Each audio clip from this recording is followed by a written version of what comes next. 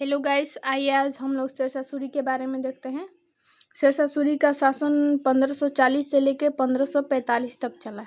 शेरशाह सूरी का बचपन का नाम फरीद खान था। उसके पिता का नाम हसन अली था, जो बिहार के जागीरदार थे और बहलोल लोदी के दरबार में कार्य करते थे।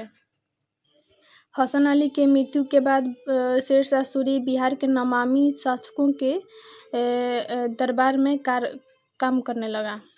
ठीक है। और बहार अली नुमानी ने ही फरीद को शेरशाह की उपाधि दिया। शेरशाह सूरी को द्वितीय अफगान वंश का संस्थापक भी कहा जाता है। शेरशाह सूरी ने जिस वंश की स्थापना किया उसे सूरवंश कहते हैं। सूरवंश की जानकारी अब्बास खान सेखानी की रचना तोहफा-ए-अकबर शाही से मिलती है। शेरशाह सूरी को मध्यकाल में एक प्रबल शासक के रूप में देखा जाता है। 1538 में बंगाल अभियान के बाद हुमायूं जब लौट रहा था तो 1539 में चौसा नामक स्थान पर शेरशाह ने आक्रमण कर दिया और हुमायूं को पराजित कर दिया। और 1540 में बिलग्राम यानी कि कनौज के युद्ध में हुमायूं को भारत छोड़ने पर विवश कर दिया और 1540 में दिल्ली का शासक बन गया शेरशाह। ठीक है। इसने जो है शेरशाह ने हजरत ए आला की उपाधि धारण किया। 1541 ईस्वी में शेरशाह का गखर जाति के लोगों से युद्ध हुआ, जिसमें शेरशाह उनकी शक्ति को खत्म तो न कर सका, लेकिन उनकी रोकथाम के लिए उसने पश्चिम की सीमा पर रोहतासगढ़ का एक किला बनवाया। ठीक है। गखर लोग अपनी वीरता एवं साहस हेतु प्रसिद्ध थे एवं लूटपाट बहुत करते थे वो लोग।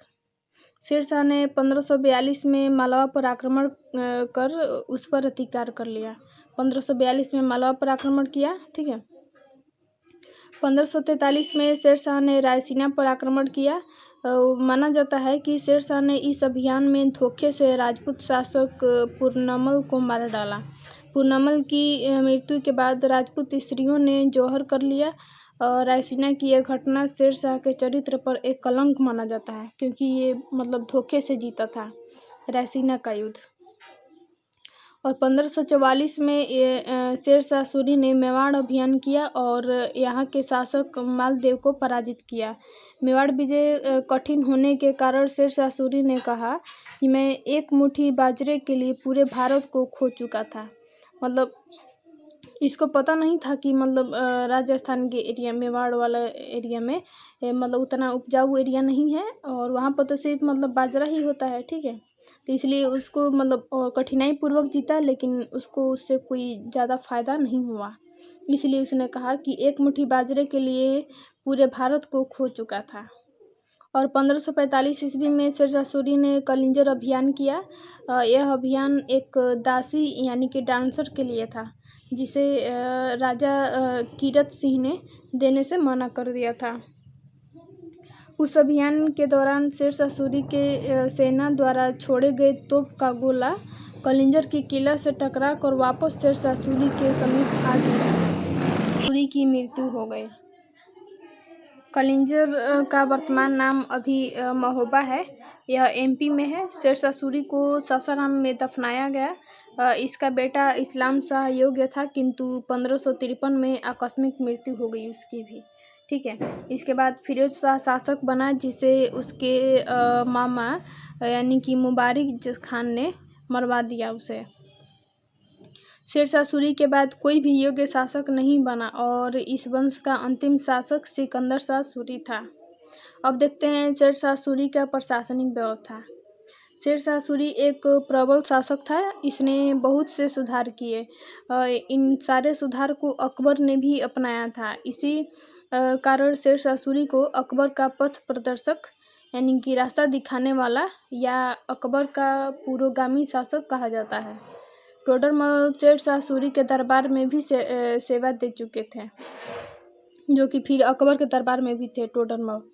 शेरशाह सूरी ने पाटलिपुत्र का नाम बदलकर पटना रखा और इसने ग्रैंड ट्रंक रोड यानी जीटी रोड को बनवाया और इसने किसानों से सीधा संपर्क स्थापित करने के लिए रैयत बड़ी व्यवस्था शुरू किया। यह किसानों को रैयत कहकर बुलाता था। कर की चोरी न हो इसलिए उसने भूमि की नाप करवाई। इस व्यवस्था को जब्ती व्यवस्था कहते हैं। यानी जब्ती व्यवस्था क्या थी? भूमि का नाप। ठीक है।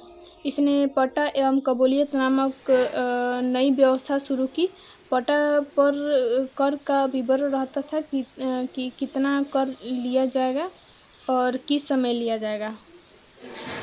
कबूलियत यह दस्तावेज था जिस पर किसान इस बात की सहमति देता था कि वह पट्टा में दिए गए कर को देने में सहमत है, मतलब कर को देने में सहमत है। और भूमि की माप कराने के लिए जरीबार नामक कर लिया जाता था। जो किसान भूमि का माप नहीं करता था उसे मुहाबिलाना नामक कर लिया जाता था। शेरशाह सूरी के समय जौनपुर शिक्षा का सबसे बड़ा केंद्र था। इसे भारत का सिराज यानी सर का ताज कहा जाता था, जौनपुर शिक्षा को। ठीक है। शेरशाह सूरी ने सोने का जो सिक्का चलाया उसे अशरफी या मोहरा कहा जाता है। और शेरशाह सूरी ने जो चांदी का सिक्का चलाया उसे रुपया कहा गया। इसके तांबे के सिक्का को दाम कहा जाता था। इसने भूमि की जांच करने के लिए एक कानूनगो नामक अधिकारी की नियुक्ति की। इसने दिल्ली में किला ए कुहना नामक मस्जिद का निर्माण करवाया। ठीक है। इसे ही पुराना किला के नाम से जाना जाता है। मतलब जो दिल्ली में किला ए कुहना है उसे पुराना किला के नाम से जाना जाता है।